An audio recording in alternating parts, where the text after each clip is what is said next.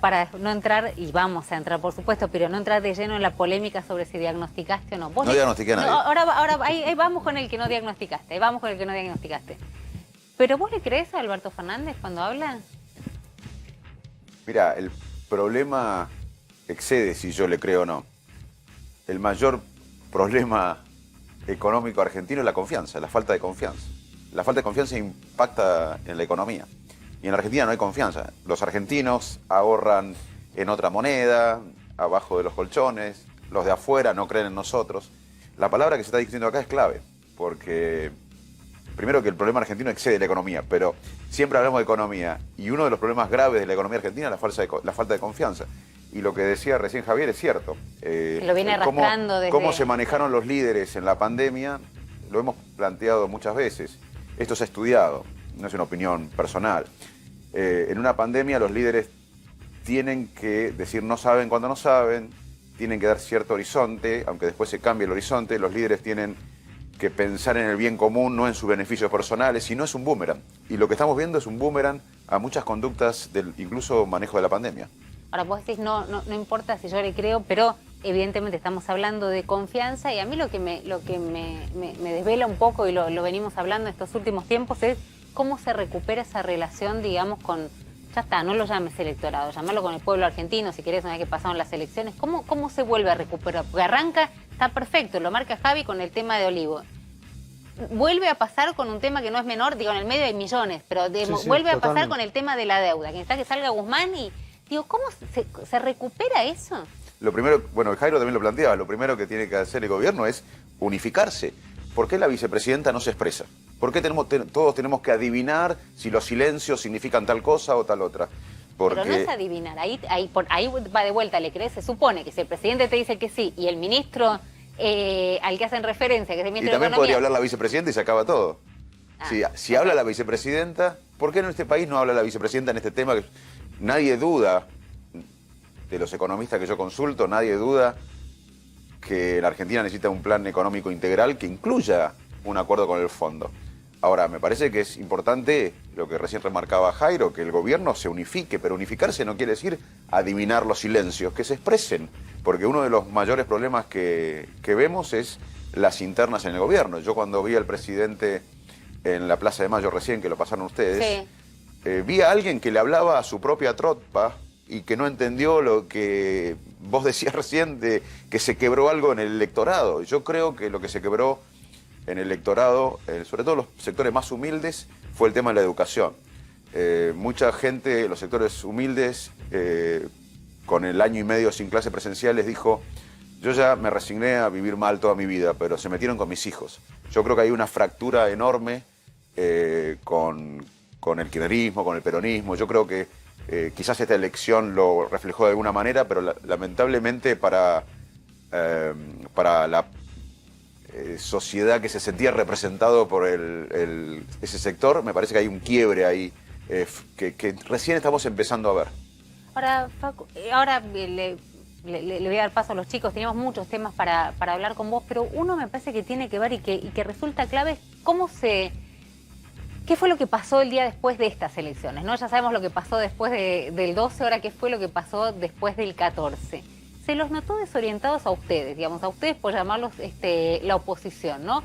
Y se vio un escenario, ayúdenme si me equivoco, pero para hacerlo como bastante ramplón, donde festejaban los que habían empatado o empardado la provincia de Buenos Aires, perdiendo por 8 o 10 puntos a nivel nacional, y un nivel de desconcierto en la oposición. Mirá, lo tenemos ahí a López Murphy. Había hablado Patricia Bullrich y generó mucha bronca porque de alguna manera blanqueó lo que se había planteado, que era esperábamos más. O sea, que en la ciudad de Buenos Aires. Esperábamos más en la ciudad de Buenos Aires. En la provincia de Buenos Aires no te diría que estaban festejando demasiado tampoco con que los hayan alcanzado. Pero ahora sale López Murphy y dice lo siguiente. La oposición ganó las elecciones, ha hecho una elección extraordinaria en el interior del país, ha hecho una elección buena, yo creo, en la provincia de Buenos Aires, y una elección, digamos, que tuvo algo debajo de las expectativas en la ciudad de Buenos Aires. ¿Qué pasó? Perdieron pero ganaron, ganaron pero perdieron, se dieron los dos escenarios, parecían como dos escenarios muy locos, digo, y te lo planteo, además digo, a ver si me lo contás como político, desde donde quieras verlo, digamos, desde el punto de que quieras analizarlo. Pero vos veías que los que habían sacado más votos estaban a las puteadas en el búnker, se supo lo que pasó en el búnker en Costa Salguero, lo que pasó en provincia, nadie parecía terminar de estar satisfecho aún con esa victoria, y quienes habían sido derrotados, por mucho menos de lo que esperaban, estaban festejando. Bueno, te analizo primero lo que me sucedió a mí. Sí. Yo estaba muy conforme, no había nada que festejar, no hay nada para festejar en la Argentina con los niveles de desigualdad y de pobreza, pero la oposición ganó claramente por casi 8% a nivel nacional, se equilibró el Senado. Pero en la provincia. Ahora voy. Sí. En la provincia de Buenos Aires para mí fue más meritorio el triunfo del último domingo que en las PASO, porque esta vez tuvimos todo el aparato del gobierno, los ATN, el clientelismo, todo el aparato del conurbano, de los intendentes del Frente de Todos trabajando. O sea, para mí la victoria, aunque haya sido más ajustada, fue más meritoria que en las PASO. Pero las condiciones objetivas por las cuales perdió el gobierno en la provincia no cambiaron, digamos, la gente está mala, pasa pésimamente, sí, en términos económicos, en la cuestión de inseguridad, digo, no cambió nada del 12 al 14, bueno, ¿no? De septiembre a noviembre, sin embargo, los alcanzaron ahí nomás. No, pero pará, se sacaron a nivel nacional más de 8 puntos de ventaja, sí, se equilibró el Senado como nunca pasó en la historia, sí, de la democracia reciente. Sí. Segundo, para mí el triunfo en la provincia, aunque fue más ajustado, fue más meritorio. Por todo lo que te conté, fue un enorme desplazamiento de recursos que no lo habías visto no lo había visto en las PASO. Y le ganamos a eso. Lo que habla de la gente que no se resigna por la dignidad, por un intercambio clientelar. Segundo, el peronismo sacó el 33% de los votos unidos. Desde que Perón creó al movimiento, nunca había sacado tampoco en la provincia de Buenos Aires, nunca se le había ganado un peronismo unido. Otro dato para analizar el triunfo, si uno ve, Junto por el Cambio, sacó el 42% a nivel nacional. Eso lo pone casi muy cerca de ganar en primera vuelta en un balotaje. Ahora, se ganó. No había mucho para festejar porque el país está sufriendo una crisis fenomenal. Todavía estamos en pandemia, como bien decías vos, puede haber un rebrote, así que creo que no había nada para festejar, pero el triunfo fue rotundo. Lo que no se explica, fue que el presidente haya dicho que hay que ir a festejar el triunfo, como lo dijo. Entonces, me parece que ahí... pero los desconcertó, porque quedaron ellos festejando, a ver, Javi, digo, me interesa, porque además estuviste analizando el tema, pero quedaron ellos festejando un triunfo más que dudoso, porque podés, digamos, acotarlo a la provincia de Buenos Aires, que no es menor, y desde el otro lado completamente desconcertado frente a ese movimiento del gobierno. No, yo no vi ningún desconcierto. Vi desconcierto con un presidente que llama a festejar una derrota, llama a festejar un triunfo que no sucedió. Acabo de dar todos los datos, no quiero repetirlo, pero se perdió, fue impresionante la derrota. Y ya te digo, ganarle al peronismo unido, sacando 33%, no pasó desde que se creó el movimiento. Así que fue una derrota. Lo desconcertante fue ver a un presidente llamando a festejar el triunfo. Pero me parece que igual no hay nada para festejar en la Argentina. La verdad que tenemos una situación muy dramática, que como bien decís vos, la sociedad pidió un cambio de rumbo y lo que hizo el presidente fue hablarle a su gente, a su espacio, no tomar en cuenta el reclamo de la gente, que es más trabajo, discutir los temas importantes, trabajo, educación, qué hacemos con los chicos que no volvieron al colegio, cómo generamos más trabajo, cómo encaramos el camino al desarrollo. Esos temas no lo vi en la discusión, vi una discusión de poder interno en un espacio y me parece que la gente se frustra cada vez más. Yo te diría que la gente está cada vez más frustrada porque... Facundo, sí. Vos esa actitud que te llamó la atención del presidente la caracterizaste con un término médico que es anosognosia.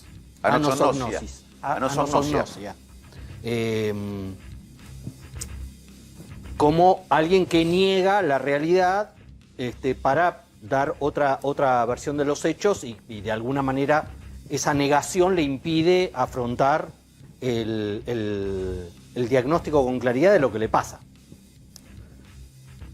¿Vos creés que esa es una negación inconsciente o es una negación por la galería, sabiendo que al presidente le quedan 2 años de mandato, sabiendo que tiene el frente interno de su propia coalición muy dinamitado, y entonces necesita vender un triunfo, 2 millones de votos perdidos del 2019 hasta acá? Otro dato más. Y necesita vender como un triunfo la casi remontada en la provincia de Buenos Aires, que significó que efectivamente el peronismo unificado, después de mucho tiempo, perdiera una elección con la oposición.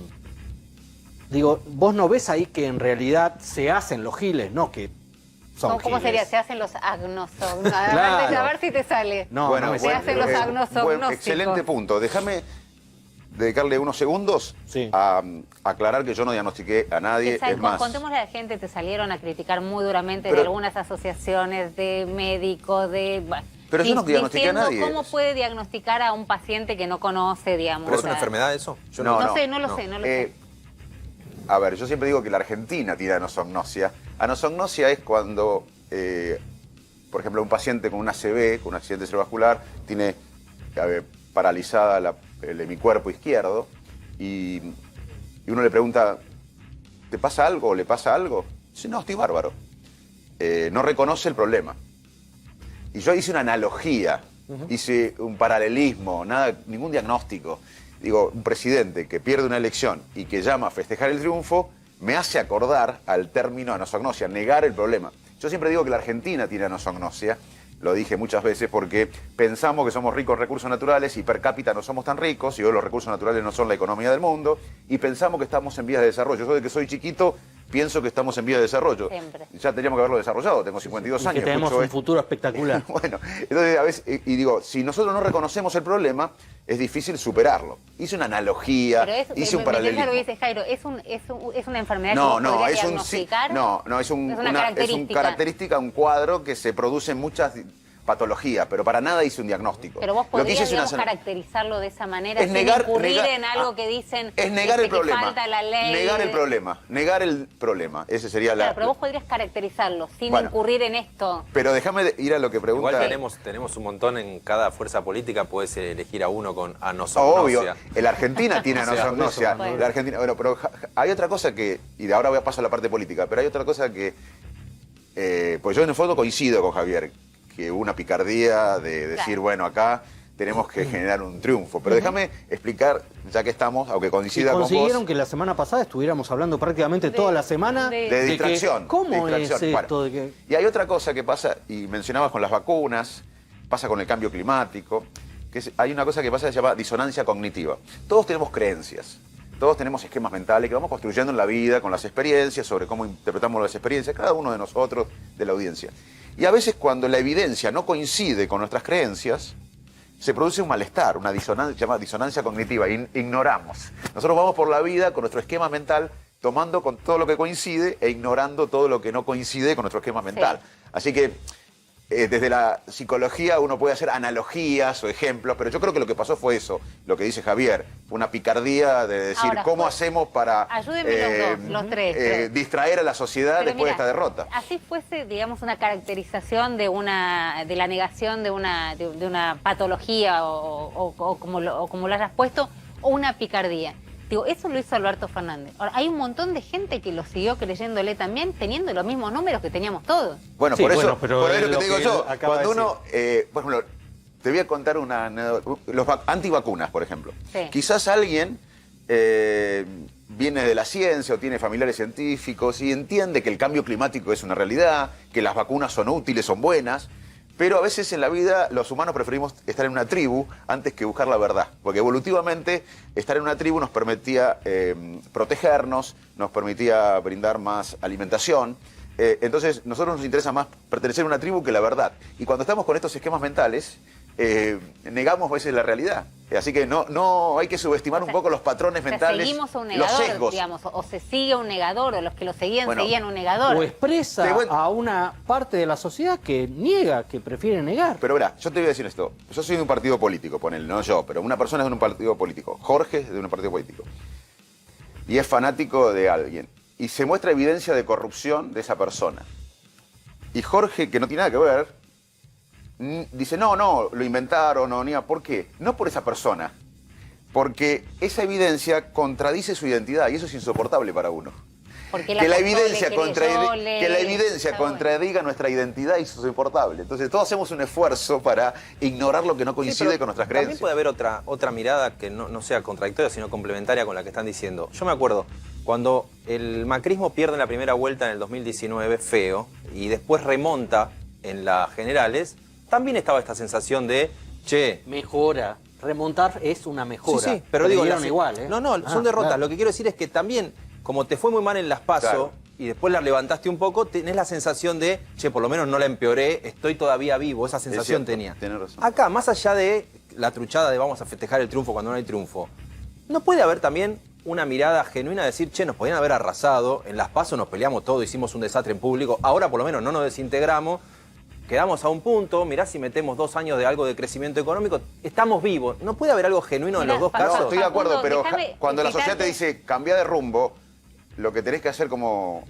presidente es escuchar a la sociedad. Eso es lo dramático de la historia. Yo entiendo claro, lo que vos lo que charlamos decís acá. Es compran la remontada como una ratificación de rumbo cuando en realidad la derrota es salir de ahí. 2/3 de la sociedad te dice cambia el rumbo y el presidente le habla a su espacio. Ese es el problema político, te diría. No, que respecto de lo que decía, ¿te acordás que lo contamos? Uno de los principales referentes del gobierno contaba que en las PASO estaban yendo a una fiesta y se encontraron que llegaban a un velorio y que el 14 estaban yendo a un velorio y se encontraron que el muerto estaba respirando, digamos. Que esa fue como la analogía que te hacía. Pero como argentino lo que tenemos que hacer es discutir los problemas realmente que nos pueden llevar a crecimiento, a desarrollo, más trabajo, más qué hacemos con la educación. Claro, en vez de discutir... pero usted también discute. Pero vos fíjate lo que hizo, digo, hablando de ¿Quiénes son hablando de la... Opa, la posibilidad. Claro, porque ahí hay un tema, Facundo, claro, porque está bien, digo, está muy bien. El presidente le habla a los suyos, pero ustedes también le hablan a los suyos. ¿Pero quiénes son ustedes, te pregunto? Ustedes son los de momento Juntos por el anosognosia Cambio. de Facundo Manes. Claro. Sí, momento anosognosia de Manes. Claro, verdad. cuando los medios damos el mapa de la Argentina con los resultados electorales y los pintamos, y los pintamos de amarillo, donde ganó Juntos por el Cambio en gran parte del país, un día después, 2 días después, sale el radicalismo a plantear otro mapa con otro color. Si lo tenemos, Pablo, lo podemos mostrar. En donde muestra el mapa coloreado de la Argentina en amarillo, como dimos los medios, y el radicalismo sale con un mapa que titula Realidad, a marcar en rojo las partes donde ganó Juntos por el Cambio, pero básicamente liderado por el radicalismo. Como para decir, y mirar la provincia de Buenos Aires, mucho más notable, como para plantear ahí que hay una diferencia entre el radicalismo y el PRO, dentro de Juntos por el Cambio. También no hay, o por lo menos el periodismo, o por lo menos yo, o este programa, tiene la sensación de que Juntos por el Cambio se embarcó en la misma noche de los festejos en su propia interna de 2023. Con lo cual tampoco discute los temas de fondo que vos le estás reclamando discutir al frente de todos. Uno de los mayores desafíos es administrar el triunfo, porque se ganó. Y administrar el triunfo es un desafío, y yo creo... Lo que creo que plantea ese mapa es algo novedoso, porque el primer día que... Vamos a recordar el primer día que yo vine acá. ¿Sí? Sapo de otro pozo, ustedes me conocían como médico, científico. ¿Qué hace esta persona metida en la política? Sí. Digo, miren, yo creo una cara conocida para la provincia de Buenos Aires, yo creo que hay que darle, pero lo dije, yo creo que hay que darle una nueva dinámica a la oposición, creo que hay que expandir la oposición, hay que llegar al voto que se defraudó con Cambiemos, o que nunca votó a Cambiemos. Muchos decían que éramos funcionales al kirchnerismo, no, hay que ganarle al kirchnerismo, no somos... Digo, y demostramos eso. Y creo, sinceramente y humildemente, es que esta elección lo que deja es una nueva dinámica en la oposición.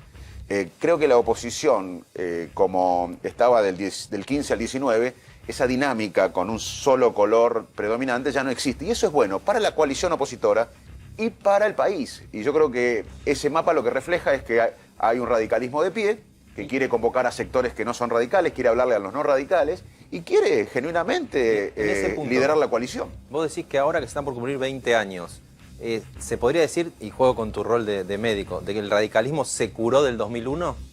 Porque durante mucho tiempo después de la alianza era, bueno, radicales en el poder, presidente radicales, ya está. Lo 20 años después. padecen, no saben justamente Mira, administrarlo. varias reflexiones. El radicalismo tomó dimensión cuando sus líderes en los momentos históricos interpretaron a la sociedad. Irigoyen, ¿qué representó? Al inmigrante, al hijo del inmigrante, al que se quería incorporar a una clase media en contra del régimen conservador de una manera. Alfonsín, ¿qué interpretó? El espíritu democrático de una época. Si el radicalismo, creo que es el desafío, interpreta el camino a la modernidad, yo creo que el radicalismo es una buena noticia la recuperación del radicalismo para el país. Ahora, con respecto a la decadencia argentina, yo creo que acá nadie puede tirar la primera piedra. Acá fracasamos todos. Creo que necesitamos una humildad. Este país, lamentablemente, viene con índices educativos, económicos y sociales descendiendo de hace décadas. Así que todos necesitamos un baño de humildad, de repensar. Se viene un mundo nuevo, un país nuevo, necesitamos ideas nuevas, necesitamos hacer un país nuevo y todos tenemos que... Acá hemos fracasado todos. Esa es un poco Facundo, acá se podría interpretar como que la convertibilidad cayó, que fue del gobierno menemista, cayó con De la Rúa. Entonces, me parece que acá todos tenemos que ser humildes. Hemos fracasado toda la Argentina, necesitamos repensar un país, reconstruir, repensar un país de nuevo. Pero quedó claro, digamos, que ustedes cuando le damos a Manes es a los radicales, ¿no? Porque está bien la diferencia que hizo. Parece que está haciendo esa diferencia. Nos dejó claro cuando te hablamos al ustedes es... Sí, usted... yo soy radical y represento a un nuevo radicalismo que hicimos un acto en Ferro que organizó Maxi Abad, el presidente de la UCR de la provincia, porque una cosa que pasó es que la UCR de la provincia tomó musculatura, sacamos en un mes y medio de campaña 1.300.000 votos, ganamos en la mayoría de los distritos, sacamos el 40% de la coalición, y cuando el radicalismo de la provincia de Buenos Aires se pone de pie, le da musculatura a todo el radicalismo. Y yo creo que eso es muy bueno para la coalición y es muy bueno para el país, que haya un partido que se ponga de pie y quiera liderar en el 23. Hay muchos nombres aparte para liderar. No, pero lo que tienen que demostrar también, intuyo, digamos, ¿no? Por la experiencia anterior y particularmente con la experiencia con Mauricio Macri, con lo que fue el PRO, que tienen, digamos, la posibilidad de pararse y no permitir que les pongan el pie sobre la cabeza, cosa que pasó durante el gobierno de Mauricio Macri, que pretendían o esperaban ser parte de una mesa a la que nunca los invitaron a sentarse. Bueno, el mismo expresidente Macri dijo que Cambiemos fue una coalición electoral y legislativa, pero no fue una coalición de gobierno. Pero no fue lo que les dije, o sea, no fue lo que les dijeron, los invitaron a... Bueno, yo fui a un como lugar ciudadano, yo fui crítico del rol del radicalismo. Como ciudadano yo venía a los programas y criticaba el rol del radicalismo en Cambiemos, y yo creo que hay un nuevo radicalismo ahora, por eso estoy muy entusiasmado, que aparte le tiene que convocar al peronismo, como lo hicimos en la provincia de Buenos Aires, al GEN, a ciudadanos como yo de la sociedad civil que se involucran o que se quieren involucrar, porque acá en la Argentina la pregunta no es quién se involucra, es cómo nos involucramos todos de cada uno del lugar que quiera, porque acá hay que reconstruir un país. Y no se van a volver a dejar usar por el aparato, por los fiscales, por lo que pueda... No. Vamos a tratar de trabajar en la ficha limpia, en la boleta única, porque no puede ser que los aparatos ganen las elecciones. Tenemos que lograr que la voluntad de la sociedad prevalezca siempre. Entonces, una de las cosas que vamos a trabajar en eso, que los aparatos tengan menos prevalencia en el resultado de una elección. Y vos ves al PRO, después de esa experiencia con Macri de 4 años, de cómo trató al radicalismo y cómo el radicalismo se dejó tratar, vos ves que al PRO, ya no Macri, Rodríguez Larreta, Santilli, Ritondo, Vidal, lo que viene del PRO, que aprendieron esa lección y los ves con posibilidad de darles protagonismo al radicalismo, o seguís viendo intenciones de liderazgo sin tener en cuenta el radicalismo? Bueno, también te lo respondo algo de las neurociencias. Los hábitos son difíciles de cambiar. Es algo normal. Cuando los hábitos, nosotros tenemos hábitos a la mañana, que nos cepillamos los dientes, nos bañamos, que son hábitos buenos, que se instalan. Y hay hábitos también no tan buenos que se instalan. Pero los hábitos son difíciles de cambiar, no cambiamos los hábitos. Entonces, yo no le pido al PRO que cambie los hábitos de liderar una coalición donde tenían predominancia. Le pido al radicalismo que se ponga de pie por el bien de la coalición. Y bueno, y la verdad que la experiencia que tuve con Diego Santilli en la provincia fue buena. Fue una muy buena relación. ¿Cuántos votos aportó Manes?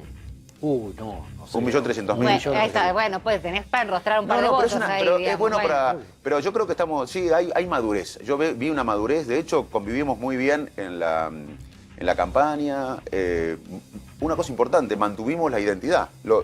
La respuesta a tu pregunta fue que mantuvimos la identidad. Yo mantuve mi identidad durante la campaña con Diego Santilli, con el cual me llevo muy bien, así que la verdad que veo un proceso virtuoso. Yo creo que lo que hicimos, que a muchos les parecía algo disruptivo y generó recelo, fue algo que ayudó a ganar la elección. Si no, no sé si hubiese ganado.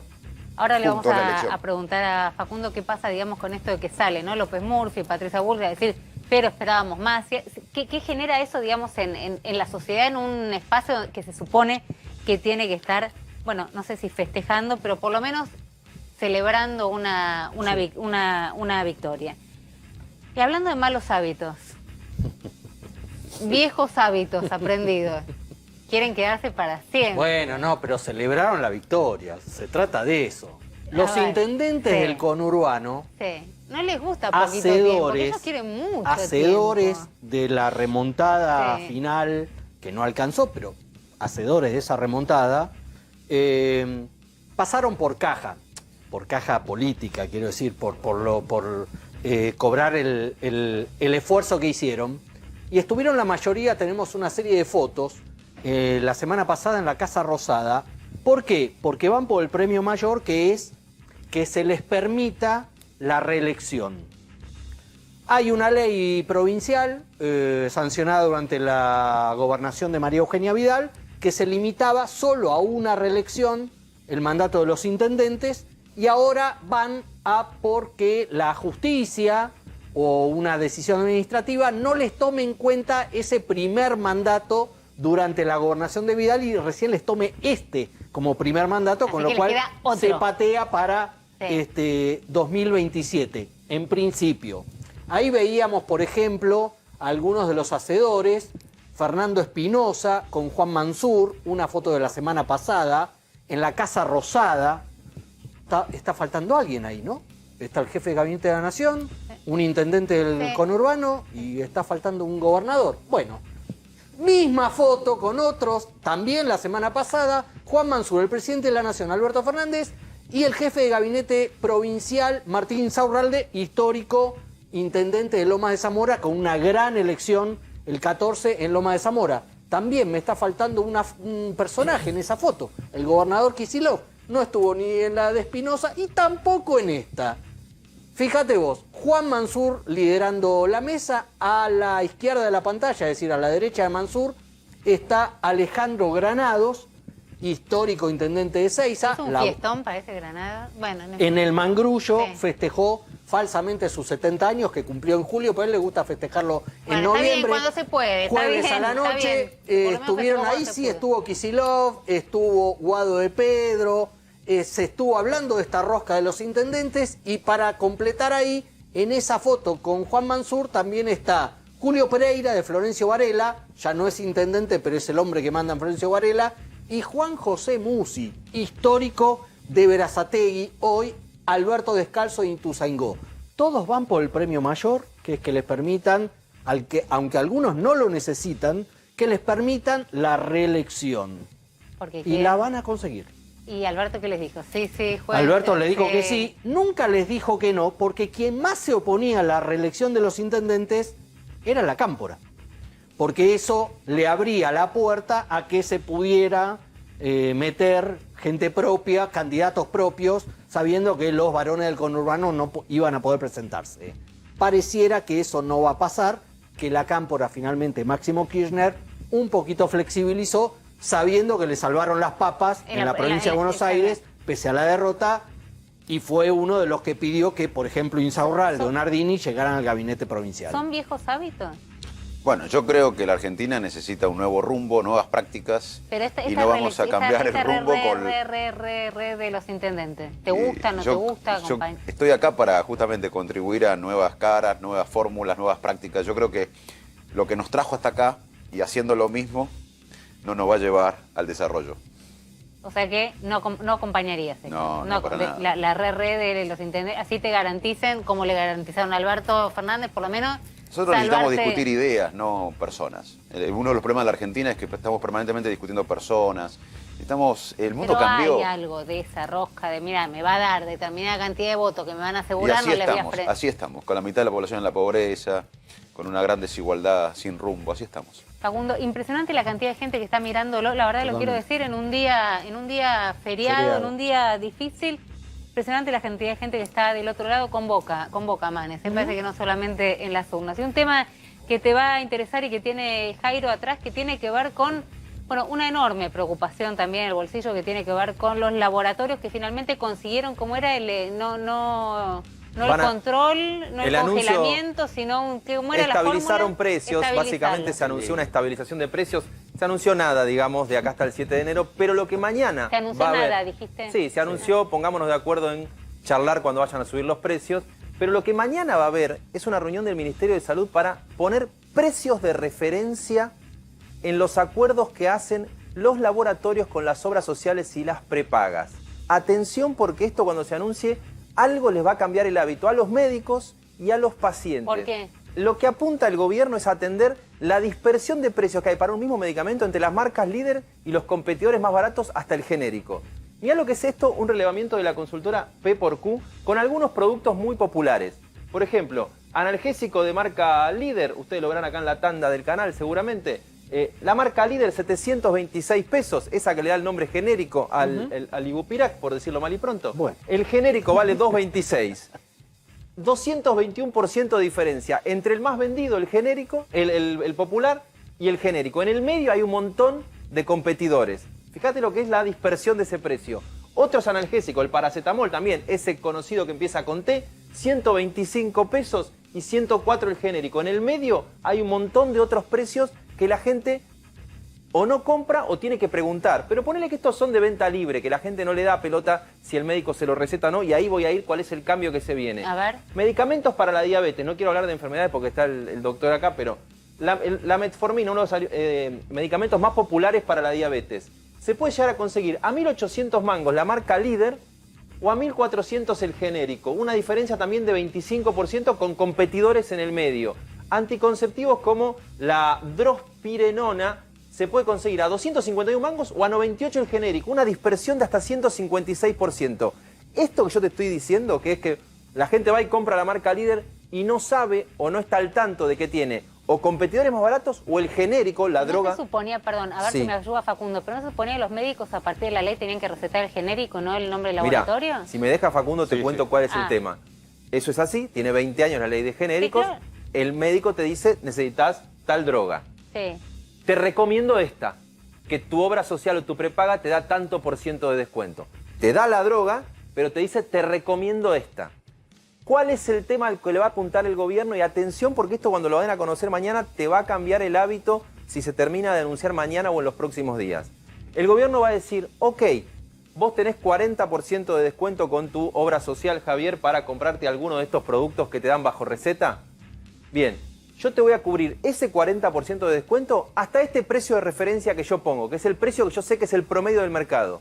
Si vos querés llevar la marca líder, porque tiene más publicidad, porque tu médico te hizo la cabeza, etcétera, yo te voy a cubrir el descuento hasta el precio promedio. El resto, que está desde el promedio hasta la marca líder, lo garpás aparte. Pagás un copago. Atención, repito por si no se entendió.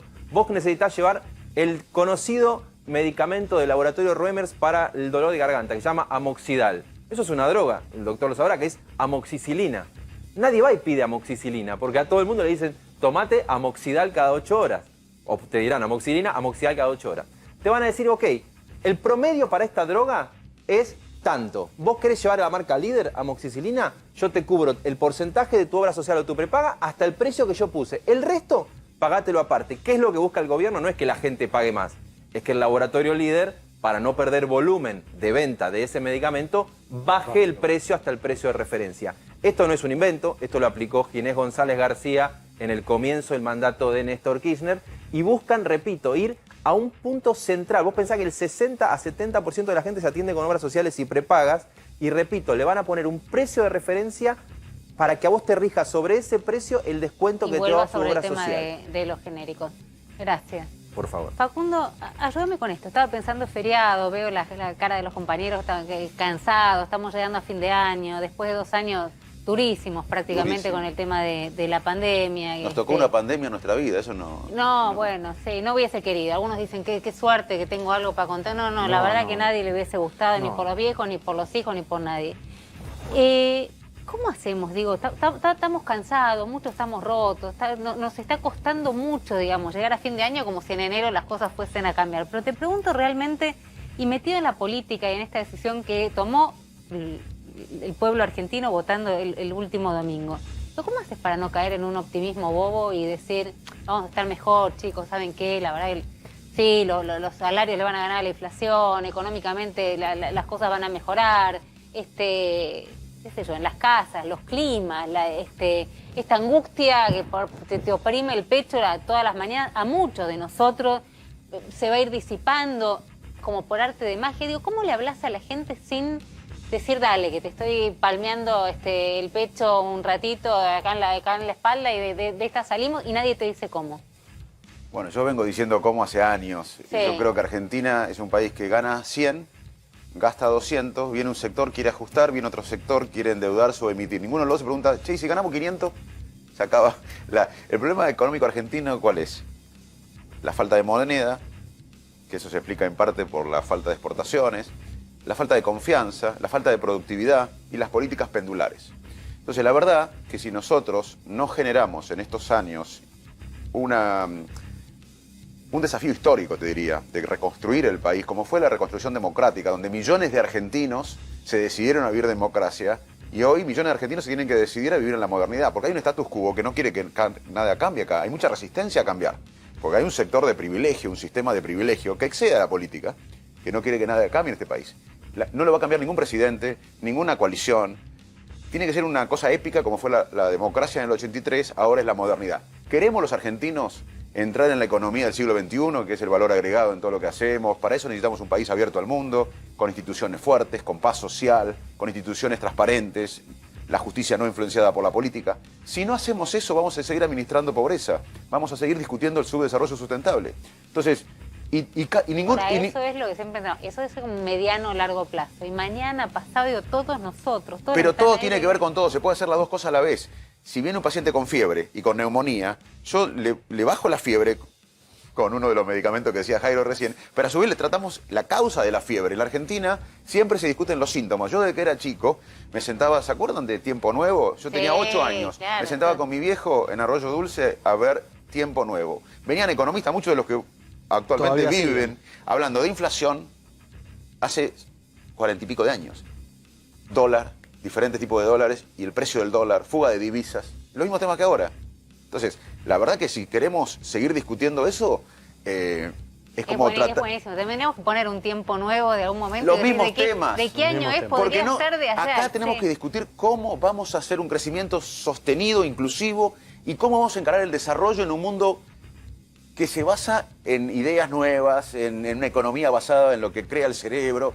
Y acá discutimos todavía de sesgos, de la tribus, del pasado. Y bueno, eso es un cambio cultural que no tenemos que mentirnos. Si la sociedad no apoya, ningún político lo va a poder hacer. Y todos van a poder acceder a esa educación de excelencia, digamos, bueno, ¿no? O para poder integrarte a esa modernidad, ¿va a ser para todos? Bueno, la Argentina necesita ser inspirada, además de administrada. Inspirada. Argentina es un país depresivo, sí. Y necesita liderazgos que inspiren, y no que lideren con miedo, sino con esperanza. Y volviendo a lo que decía Jairo del radicalismo, vos fíjate que cómo son las perspectivas, que el último gran proyecto colectivo que fue exitoso en la Argentina fue liderado por el radicalismo, la democracia. Después no hubo un gran proyecto que nos involucró a todos. Después hubo proyectos parciales. Nosotros necesitamos involucrarnos y soñar en un proyecto colectivo que nos haga parte a todos. Con un líder que inspire. Claro, como fue la democracia, ahora es la modernidad. La Argentina... ¿Dónde estaría el Alfonsino? ¿Alguien te podría decir que Menem lideró un proyecto de modernidad, que vendió como de modernidad? Después nos estrellamos. No de modernidad con la Corte Suprema que tenía, con los altos índices de corrupción, con la exclusión, fue un crecimiento exclusivo. No se invirtió en ciencia, en tecnología, la educación sufrió mucho, la salud pública sufrió mucho. Yo te hablo de un proyecto que nos involucró, hubo antimenemismo en ese sentido, nadie fue antidemocrático. Yo diría un proyecto que nos involucre a todos los argentinos. Vos fíjate que estamos teniendo, y esto también nos interpela a nosotros en la oposición, como bien decías vos, nos está faltando un proyecto que nos involucre a todos, más allá de las pertenencias partidarias. La democracia nos involucró a todos. Hoy necesitamos un hay que líder. ir por ahí. Hay que ir por ahí. Estamos Y si no, vamos a estar en 10 años todos nosotros hablando de inflación, del dólar, de los precios de la medicación, de esta misma charla. Facundo, te quiero agradecer porque de verdad es impresionante la cantidad de gente que está viendo. No importa, digamos, no damos las cifras en este programa, pero es impresionante cómo estamos respecto del resto de las señales. Y está bueno poder tener este tipo de charlas que nos involucren, que los interpelen a los que están del otro lado, que tengan ganas de sumarse y no necesariamente decir, bueno, vamos a charlar dispuestos a no medir, pero a charlar. No, mira, charlamos, medimos, nos vamos todos contentos hoy. Igual nos divertimos. Charlamos, medimos, igual nos divertimos. Charlamos, medimos y encima nos divertimos.